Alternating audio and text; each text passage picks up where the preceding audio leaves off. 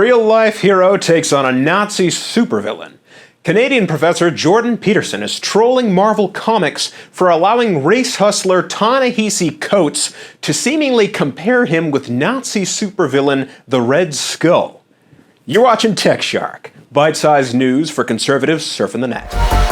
Unlike other shows, we're not just complaining about big tech tyranny or media bias. We're talking about how the conservative movement's influencers and new platforms are making a better tomorrow. Now this story is nuts. It's crazy. Think of it as memes versus comic books.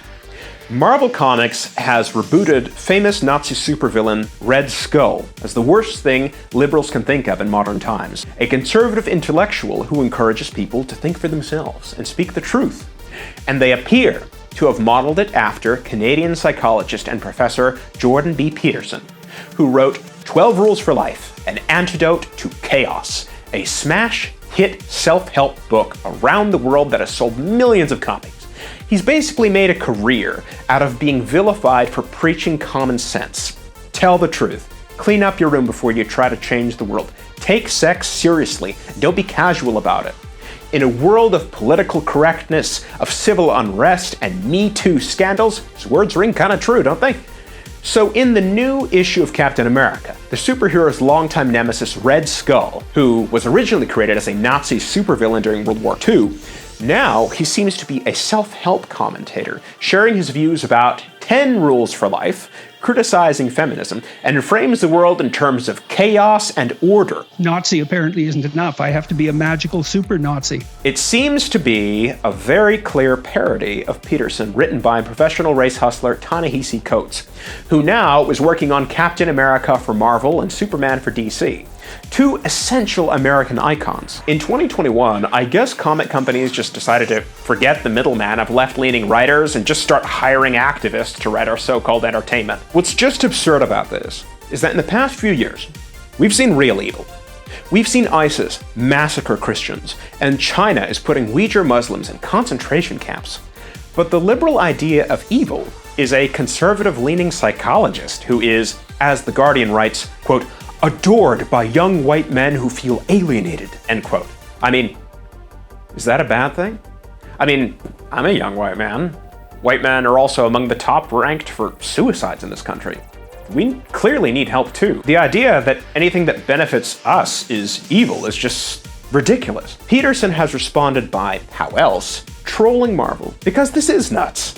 So he and his fans have been taking his quotes and applying them to photos of Red Skull from the Marvel movies. Some of these are pretty funny because you just gotta remember, this source of common sense is evil to the left. Also, because Red Skull is associated with Hydra, a global evil organization.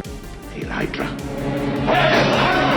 Jordan Peterson, famous for using lobsters as an example to demonstrate social hierarchies. You know, and what's so cool about the lobster is that when a lobster wins, he flexes and gets bigger, so he looks bigger. Has promoted Hail Lobster merchandise, promising 100% of the profits will go to charities for helping families and children. That's not taking chaos and turning it into order. I don't know what is. Here's the shark bite. It speaks volumes that Marvel thinks that the modern incarnation of Nazism is a conservative-leaning intellectual. Common sense scares the left these days. Looking at America today, the Christian consensus that once held America's racial and political divides together, even as late as the 1990s, is completely gone.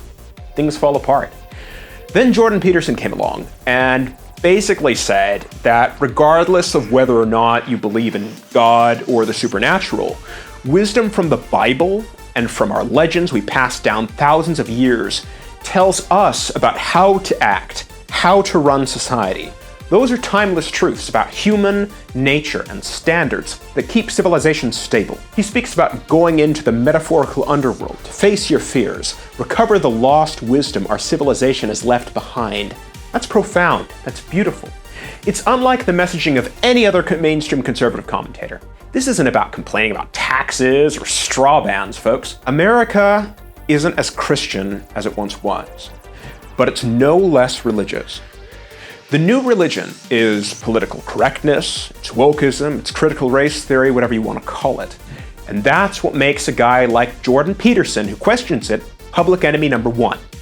Guys like Jordan Peterson or Joe Rogan scare liberals because, unlike many conventional conservative commentators, they can actually persuade liberal or moderate high school or college kids and get them to question the beliefs liberal professors are trying to force on them. I actually wrote a while back about how college professors have condemned YouTube specifically for showing their students conservative intellectuals like Jordan Peterson who teach kids to think for themselves. So it's weird seeing that that's what they, even those writing comics now, consider dangerous. I'm Michaela Peterson. Peterson's daughter commented that the liberal media were all too happy to take pot shots at her dad. And if you look at the mainstream media's response, which was massive, almost all of them, except the National Post and Rex Murphy, straight up lied about this. Now sure, comics have always been political, but usually it was America against some common external enemy.